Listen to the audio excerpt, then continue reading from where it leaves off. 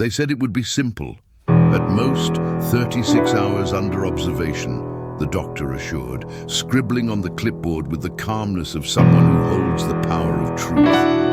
My sister trusted me. I signed because I could no longer bear to see her sink into a sadness that the morning sun could not illuminate. When those doors closed behind us, I felt the hospital air engulf me, cold, chemical, and with that silence that commands respect.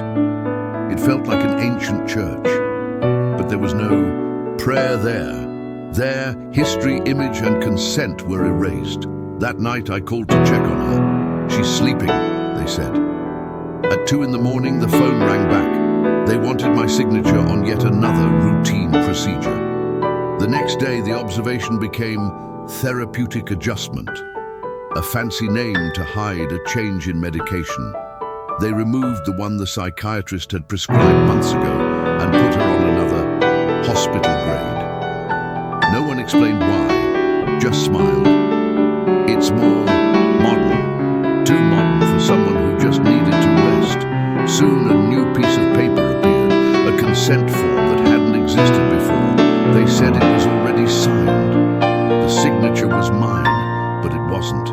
The shaky lines, the format, perfectly forged.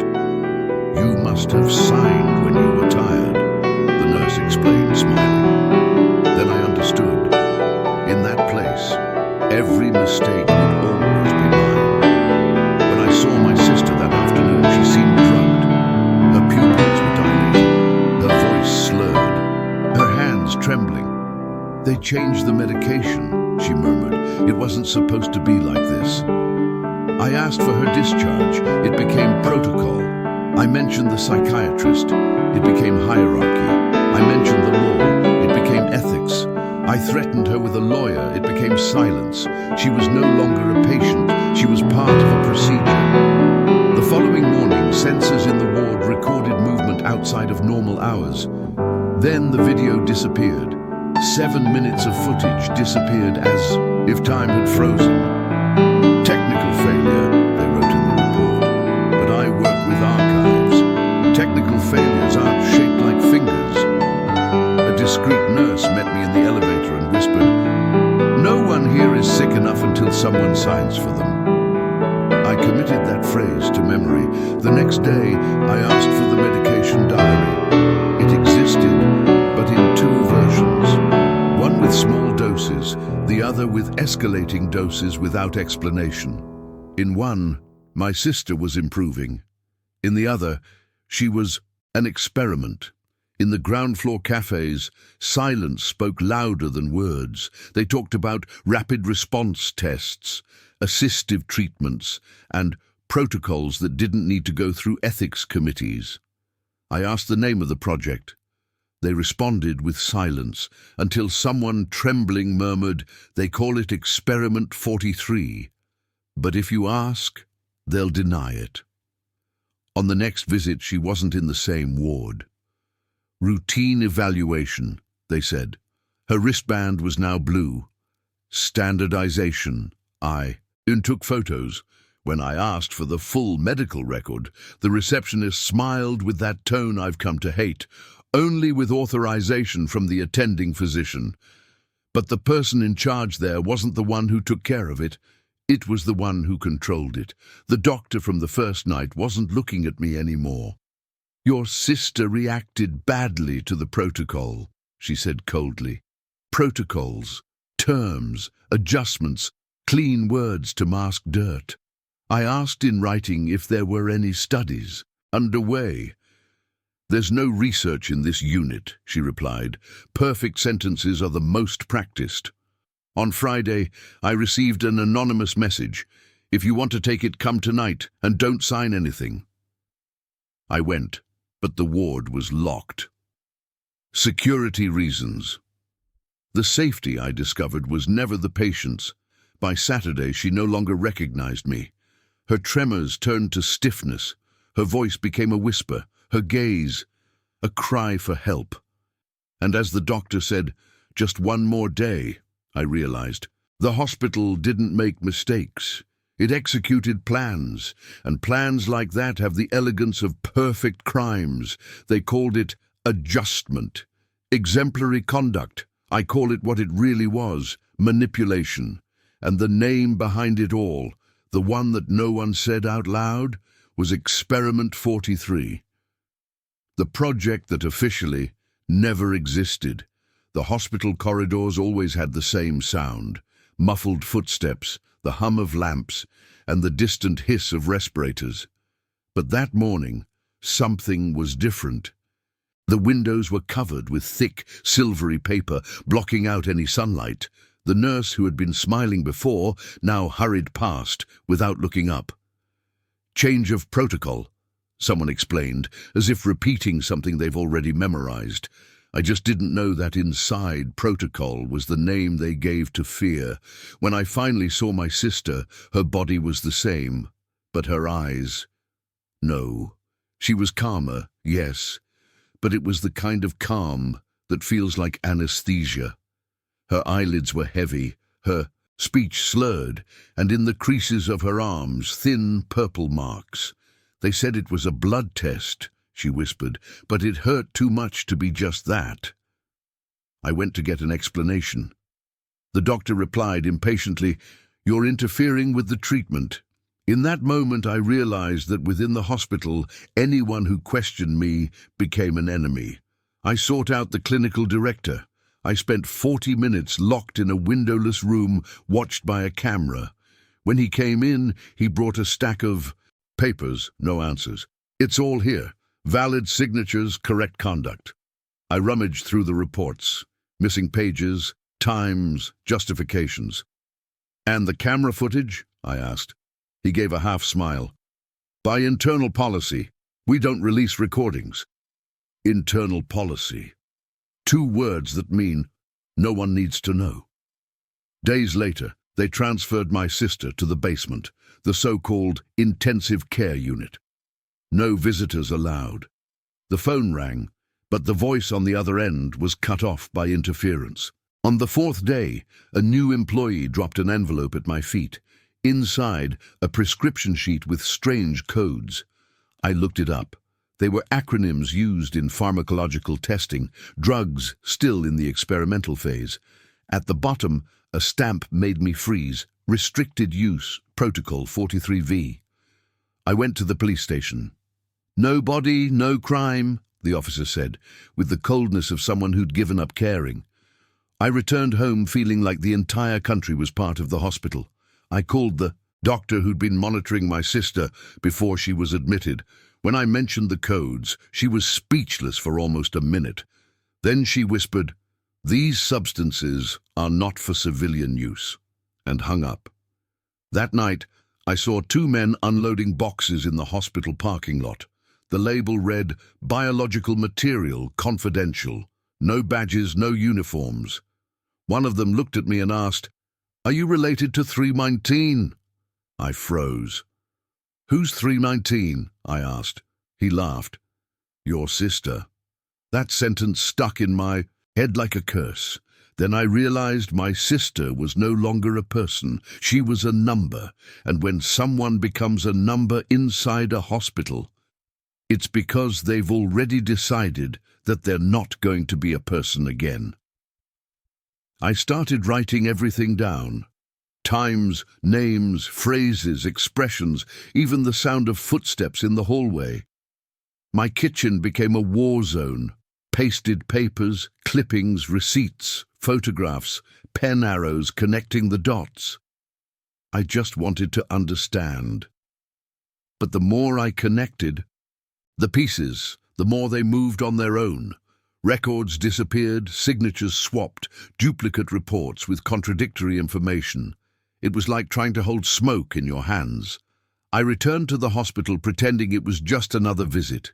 In the hallway, I heard two nurses talking quietly near the medication room. 319 cannot receive anyone until the protocol ends. And when does it close? When she stops reacting. Those words stuck with me. If fighting back was what kept my sister alive, then silence was what killed her. In the parking lot, I met a new technician. She had the look of someone who's already regretted her job. She handed me a flash drive and whispered, "If they open it, tell me you found it on the floor." Inside were 3 videos. The first 2 were ordinary recordings, empty hallways, noise, cameras flashing. But the third was from the morning of the technical failure. My sister's heart monitor was blinking at an impossible rate, as if someone was monitoring her heartbeat.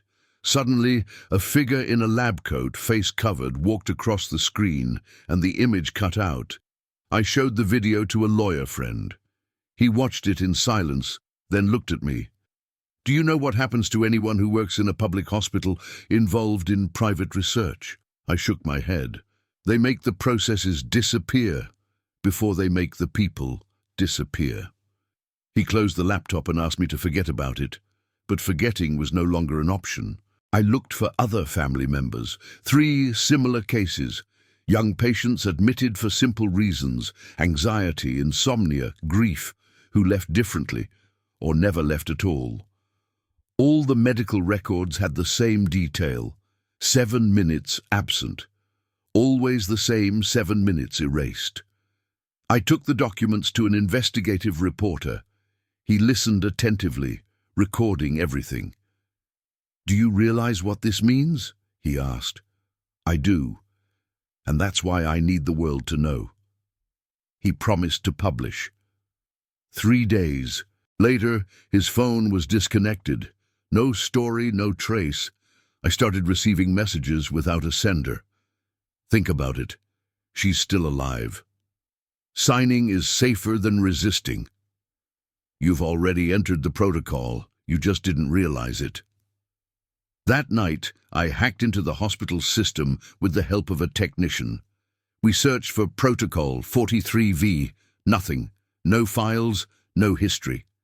But there was a hidden folder, Suitable Patients, version 2. Inside it, my sister's number, and just below, mine. I returned to the hospital, determined to get her out of there, no matter what. There was no protocol, no lawyer, no fear holding me back. I entered the reception area with my eyes fixed, but inside my heart was beating like an alarm. I carried a folder filled with everything: falsified reports, photographs, doctored prescriptions. When I asked to speak to the clinical director, the receptionist said, "He's in a meeting." I asked for the doctor. Under procedure, I asked for the medical records. Under ethical review. Always under something. A polite way of saying the truth was buried. I followed the corridor, pretending to know my way around. In the corner of the central ward, 2 stretchers hurried past, covered with sheets. A patient's hands dangled out. I saw the same needle marks my sister had. I asked who it was. One nurse answered without thinking, 319. The other elbowed him. "You can't be here." I lifted the sheet before anyone could stop me. It wasn't my sister, but it could have been. Same body, same hair, same blue bracelet. On the name tag on her clothes, the code, 43 Beta. I was dragged away by security guards. They put me in a small room with white walls and no windows. There was a woman in a black lab coat, something I'd never seen there before. "Are you 319's sister?" she asked. I nodded. "She's under extended observation. She's one of the most resilient patients." She showed a tablet. There were colorful graphs: heart rate, brain waves, dopamine levels, cortisol. These weren't medical data, they were experimental measurements. "What are these?" I asked. She answered without hesitation. "Behavioral responses to pharmacological stimuli. We call them beta phase." I tried to film, but she grabbed my phone and blocked it with a tap. "Nothing's coming out of here," she said calmly. When I left, I noticed her gaze was blank, as if repeating a learned script. I waited for the shift change and entered the service area with a group of technicians. At the end of the corridor, a metal plate reflected the white light. Experimental sector. The doors opened with a sharp click. Inside, the air was heavy, humid, almost metallic. Rows of beds, each with cables and sensors. Patients were motionless, breathing shallowly, their eyes wide open. No names, just numbers. In the third bed, her. My sister. "It's me," I whispered. She turned her face slowly, her pupils fluttering. She tried to speak, but no sound came. I touched her hand. It was cold. On the monitor screen, a message flashed. Ongoing stimulation. Beta phase. The alarm went off. Red lights began flashing. Voices shouted, "Intrusion!" I ran with her body in my arms, tripping over cables and alarms. Behind me, footsteps echoed, getting closer. I reached the emergency exit, but the sensor jammed. A nurse blocked my path. "You don't understand," he said, before being pulled away by another employee. "She is not patient." "Then what is she?" I shouted. He hesitated. "Control." I left the hospital that night with empty arms and a pounding heart. I knew what I'd seen, and yet no one would believe me.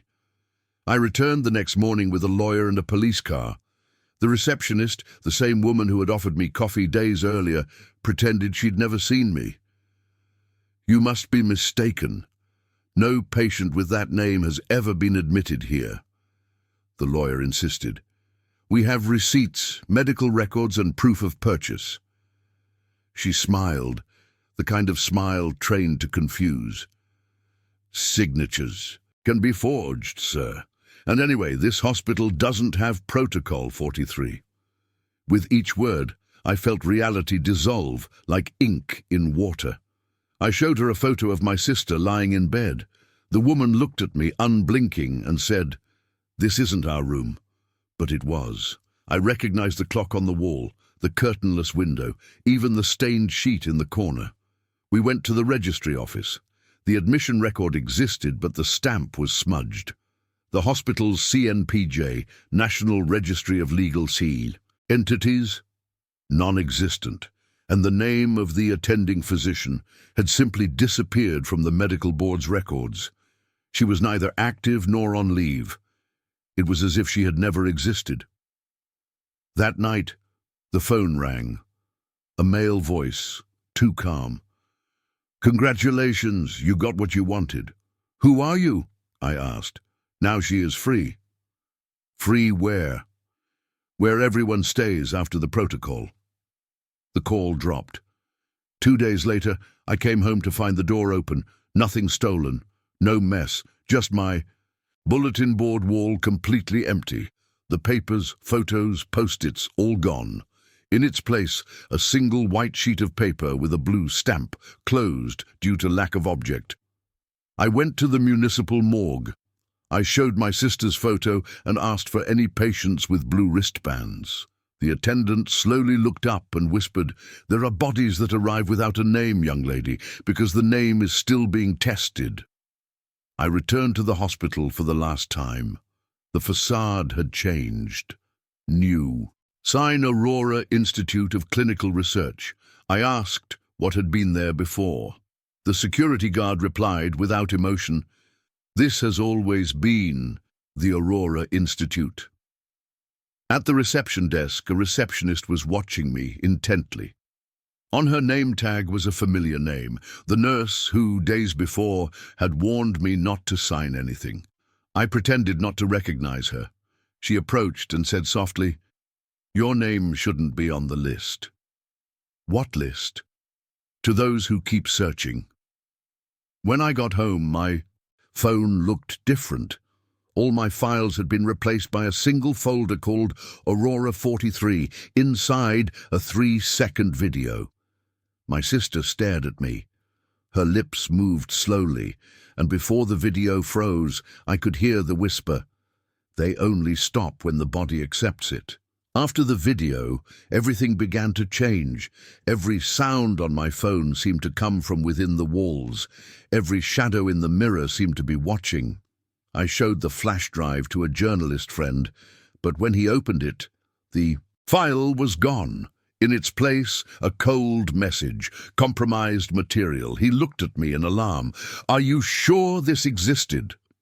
2 days later, his phone was remotely blocked, and he disappeared. No social media, no response. The cameras in my building started to fail. First the one in the elevator, then the one at the gate. The images always stopped at 03:13, the same time as the hospital's technical failure. I asked the administration for the recordings, but they told me the system was undergoing an update. It was too much of a coincidence to be a coincidence. I started waking up every morning at that exact moment, to a beeping sound echoing in the hallway, identical to the one from the hospital monitors. I took the remaining documents to the public prosecutor's office. I showed them everything: reports, prescriptions, copies of the conversations. The clerk flipped through the pages, frowned, and asked, "Who is the patient?" I named it after my sister. She typed, waited, and looked at me differently. "This CPF belongs to a person who died in 2008. "Impossible," I replied. "She was born in 1994. The woman looked at me seriously. "So who are you?" I left there feeling unsteady on my feet. Suddenly, everything started to disappear. My emails were bouncing back with errors. My cards were blocked due to identity inconsistency. And even my rental agreement disappeared from the system. Within days, I ceased to exist, at least in the records. I returned to Aurora, instituted disguised, wearing the badge of an employee who had disappeared months earlier. The building was the same, but something was different. More cameras, retina scanners, double security. In the basement, I found an unmarked door. Behind it, a stuffy room filled with cardboard boxes bearing old postmarks. On one of them, the label read, "Aurora Project, Initial Phase." I opened one of the folders. Inside were patient files with names crossed out and numbers in their place. Each contained notes on behavior, chemical reactions, and one word written in red: reintegration. I took a document. At the top, the number 43-5. Below, the observation: transfer completed successfully. Next to it, a photo. It was her, my sister, eyes open, wired up. Blue stamp, active material. I heard footsteps. I stuffed the paper into my coat and ran upstairs. When I reached the street, I started the car with trembling hands. The radio turned on by itself. A metallic, emotionless voice said simply, "Congratulations, you've made it to the next stage. Since then, I have avoided mirrors. Sometimes I see something that isn't me." Her gaze, reflected, fixed, empty. The same look as in the video. And when I close my eyes, I still hear that sound. The continuous beeping that shouldn't be there. The hospital was left behind, but the hospital came with me. I tried to escape. I hit the road before dawn, aimless, with the radio off and my heart pounding in my chest. At every light behind me, I saw the hospital's reflection in the rearview mirror. I passed 3 toll booths, and at each one, the toll collectors looked at me with the same strange expression, as if recognizing something I hadn't realized I was carrying. At the last one, the woman returned my change and said softly, "Going back doesn't change anything." I stayed in a forgotten inn on the side of the road. I wanted silence. At 3:19, I woke to the sound of a beeping sound coming from the bathroom. The same sound. The lights flickered. When I turned on the light, the beeping stopped, but in the mirror there was a red mark on my wrist, identical to the blue bracelet my sister wore. I tried to wash it off, but the stains seemed to be coming from deep within. The next day, my body began to fail. Mild tremors, memory loss, nausea, and that metallic hospital taste in my mouth. I went to an emergency room in another city, trying to appear calm. I told a summarized version of the story. The doctor ordered tests. When I returned to get the results, someone else was there. "There are no tests in your name," he said. He showed me the screen, a blank page. I asked for a printout of the protocol, and the man replied, "You are not a patient at this hospital." I left trembling. In my bag, I found a prescription I didn't remember receiving. It had strange handwriting, but the stamp, the same seal as the Aurora Institute. The medicine, code 43B, I started recording audio to provide evidence. In the recordings, my voice changed in tone. There were intervals of silence where another breath could be heard, slower and more constant. The first recording I thought was a coincidence. In the second, I realized the breathing was different from my own. My body began to act on its own. Small flaws, waking up with changed clothes, marks on my arm, objects out of place. One morning, I saw written on my skin in tiny letters a nearly erased word, apta. It felt like a warning or maybe an authorization. I stopped at a gas station on the highway, and I saw a TV report about a new national medical research program. They called it neurological restructuring therapy. In the corner of the screen, the logo, a blue circle with the letter A, the same symbol engraved on hospital folders.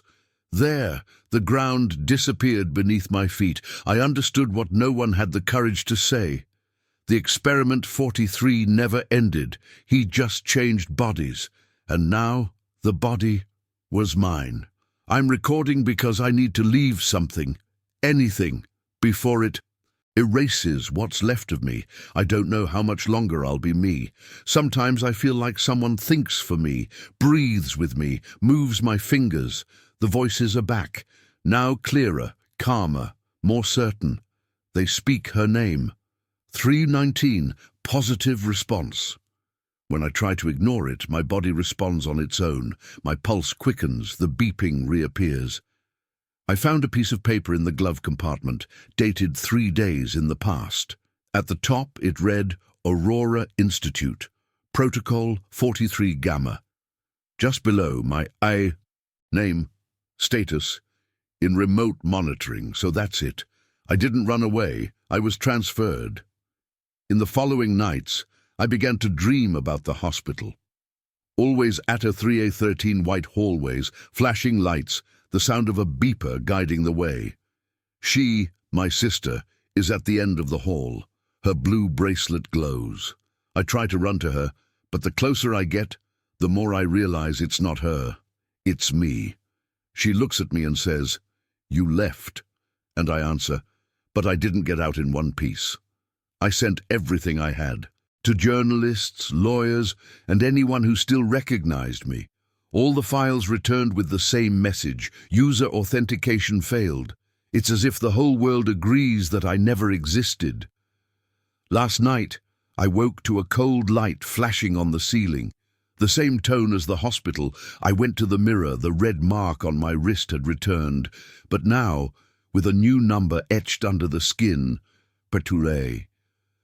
I tried to erase it, but the mark seemed to come from within, as if it were being updated. If anyone finds this recording, please do not contact the Aurora Institute. They don't heal people. They study the limit, the exact point where a body ceases to belong to itself. And when they find someone who goes beyond that limit, they do not treat. They replicate. The beeping is louder now, rhythmic. I need to hang up. I think they're calling me. The sound comes from the hallway, and I swear I recognize that voice. It's hers, or maybe be mine. End.